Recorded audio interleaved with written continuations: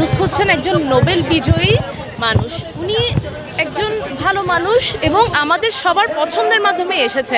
এমন না যে অন্যান্যরা বলে যে আমাকে ক্ষমতায় আনেন, আমাকে ক্ষমতায় আনেন, আমি যোগ্য, কিন্তু আমরা ওনাকে যোগ্য বলে এনেছি। কিন্তু এখন আমরাই ওনাকে ঠিকমতো মূল্যায়ন করতে পারছি না।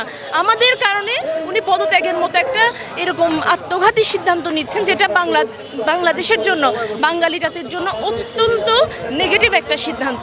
এজন্য আমরা চাই উনি থাকুক, উনি ওনার মতো করে যথেষ্ট সময় আমরা দিতে চাই, অন্ততপক্ষে 5টা বছর। ডক্টর ইউনূস যাতে মিনিমাম 5 বছর থাকে, আমরা চাই। বাংলাদেশের লাইফে এরকম রাষ্ট্রপ্রধান কখনো কেউ পায়নি আর পাবেও না, আমার মনে হচ্ছে না। আমি একজন সাধারণ জনগণ, বাংলাদেশের লাইফে এরকম রাষ্ট্রপ্রধান কেউ পায়নি আর পাবেও না। কারণ মুদ্রা রেপিড আমরা দোলপির দেখেছি, যার পেট ভরার স্বার্থে থাকে, কিন্তু ওনার পাওয়ার কিছু নাই, ওনার শুধু দেওয়ার পালা। উনি জনগণের দেওয়ার জন্য আসছে। আমরা ওনাকে সাধারণ জনগণ ছাত্ররা মিলে বসাইছে, উনি রাষ্ট্রপ্রধান হিসাবে আছেন, সংস্কার করবে, সংস্কার করার পর নির্বাচন হবে। তার আগে কোনো নির্বাচন দরকার নাই। 16 বছর কোনো নির্বাচন, আমি 2009 সালে ভোটার হয়েছি, এবছর তো ভোট দিতে পারি না। ভোটার দরকার নাই, আমরা শান্তি চাই, দেশে শান্তি আছে, শান্তি থাকুক। ডক্টর ইউনূসকে দরকার আমাদের। ডক্টর ইউনূস পদত্যাগ করা মানে হচ্ছে আমরা জাতি হিসেবে অনেক পিছিয়ে যাওয়া।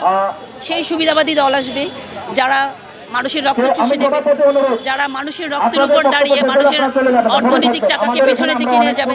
গত 53 বছর আমরা যেরকম সারা বিশ্বের কাছে হাস্যকর জাতি ছিলাম, এখনো আমরা হাস্যকর জাতিতে পরিণত হব। এটাই হবে। বর্তমান গভর্নমেন্টে সরানোর জন্য বহু ষড়যন্ত্র পায়তারা করতেছে। আমরা চাই এই ষড়যন্ত্র রুখে দিতে এবং এই সরকার আরও এই দেশের সংস্কার শেষ পর্যায়ে নিয়ে তারপর একটা সুন্দর নির্বাচন দিয়ে সুস্থ মতো নির্বাচিত প্রতিনিধির কাছে ক্ষমতা স্থানান্তর করবে। আর সে ইউনূস সাহেব যে পদত্যাগ করবে তা আমরা সাধারণ জনগণকে মানতে নারাজ। আমরা চাচ্ছি ইউনূস সাহেব থাইকে একটা দেশের ব্যালেন্স করুক, যেহেতু তার সাথে আন্তর্জাতিকভাবে অনেক দেশেরই লিয়াজও আছে এবং তার আর খাওয়ার কোনো চিন্তা ভাবনা নাই। এই জন্য তার বহুত আল্লাহ দিছে। এই জন্য সে থাইকে যেন আমাদের একটা সুন্দর পরিবেশ করে সবাই নিরাপত্তাভাবে থাকতে পারে এবং দেশটাকে দূর এগায় নিয়ে যেতে পারে। এই জন্য আমরা সেই আন্দোলনের জন্য এখানে আজকে আসা সেই দাবি জানাইতে আছি। আমি আজকে এখানে এসেছি মার্চ ফর প্রফেসর ইউনূস। মানে প্রফেসর ইউনূস গত পরশুদিন উনি নাকি রাত্রেবেলায় চিন্তা করেছেন উনি পদত্যাগ করবেন।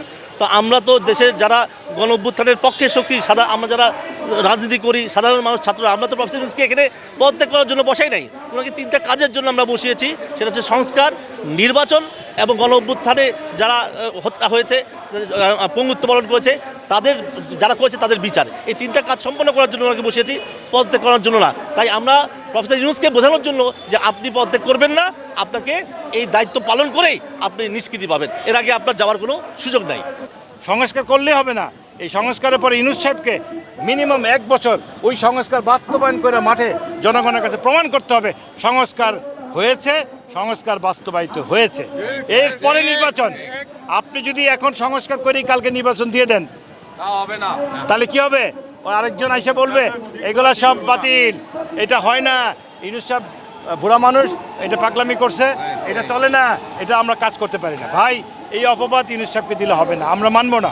কাজেই সংস্কার আগে, তারপরে 1 বছর সংস্কার বাস্তবায়ন মাঠে দেখতে চাই, তারপরে নির্বাচন। এখন আপনি কয় বছর লাগাবেন এটা বিরোধী রাজনৈতিক দলের দায়িত্ব। আপনারা যদি 5 বছর লাগান তাহলে আমরা 5 বছরই ইউনূস সাহেবকে রাখবো। আপনি যদি 3 বছর লাগান 3 বছরই রাখবো। কাজে এটা নির্ভর করে বিএনপির উপরে, নির্ভর করে অন্যান্য রাজনৈতিক দলের উপরে।